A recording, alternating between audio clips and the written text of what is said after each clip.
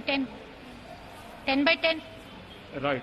तो अभी स्वास्थ्य मंत्री ने भी ऐलान कर दिया है कि कोविड वैक्सीन जो है वो पूरे देशवासियों को फ्री में दी जाएगी। तो इससे कितना गरीब लोगों को, खास करके ये तो गवर्नमेंट हॉस्पिटल है, कितना लाभ होगा इससे? बहुत बहुत फायदा होगा सबको, वो होना भी था।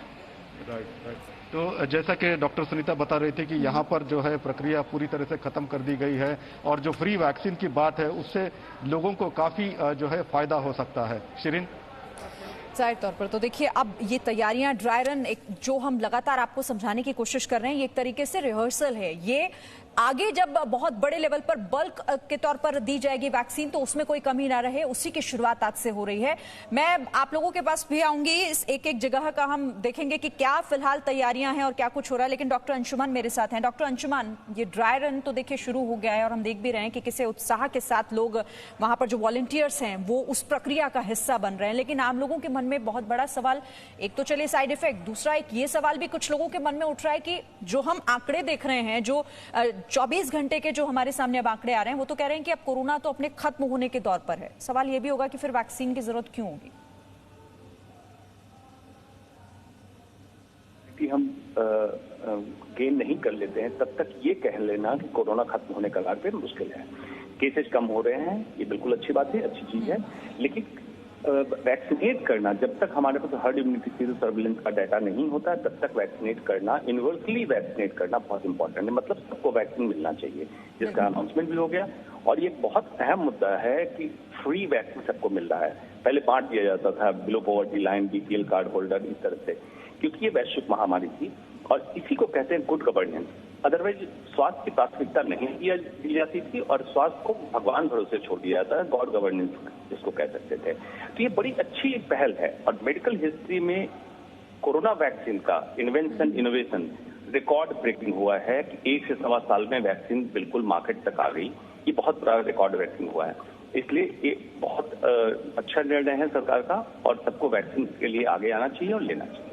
ठीक है, सबको वैक्सीन के लिए। देखिए, यही अपील प्रधानमंत्री नरेंद्र मोदी ने की, स्वास्थ्य मंत्री और जितने एक्सपर्ट्स हमारे साथ भी जुड़ रहे हैं वो सभी को ये समझाने की कोशिश कर रहे हैं कि आखिर यहाँ पर डरने की जरूरत नहीं है, बस आप उस प्रक्रिया का हिस्सा बनिए जो प्रक्रिया आपके लिए अब तैयार की जा रही है। स्वाति महेश्वरी, यही डर दूर करना होगा बहुत लोगों के मन में जो सवाल है।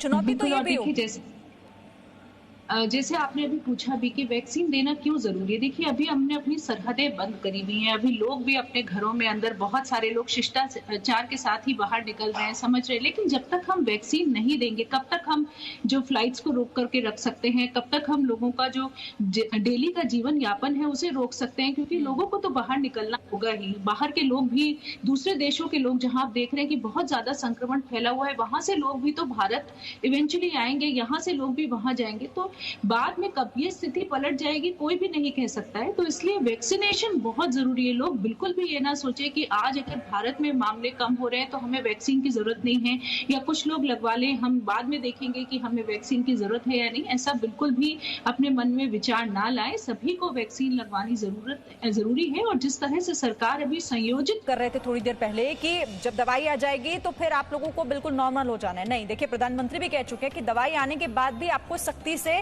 पालन इसका करना होगा, जो कोरोना के नियम है उसका ध्यान रखना होगा, 2 गज की दूरी और साथ ही मास्क जरूरी। प्रधानमंत्री ने क्या कहा था, एक बार वो सुन लेते हैं। ये बात न भूलें कि कोरोना संक्रमण घट जरूर रहा है, लेकिन ये ऐसा वायरस है जो तेजी से फिर चपेट में ले लेता है। पहले मैं कहता था दवाई नहीं तो ढिलाई नहीं, लेकिन अब मैं फिर से कह रहा हूं, दवाई भी और कड़ाई भी। कड़ाई भी बरतनी है और दवाई भी लेनी है। दवाई आ गई तो सब छूट मिल गई, ये भ्रम में मत रहना।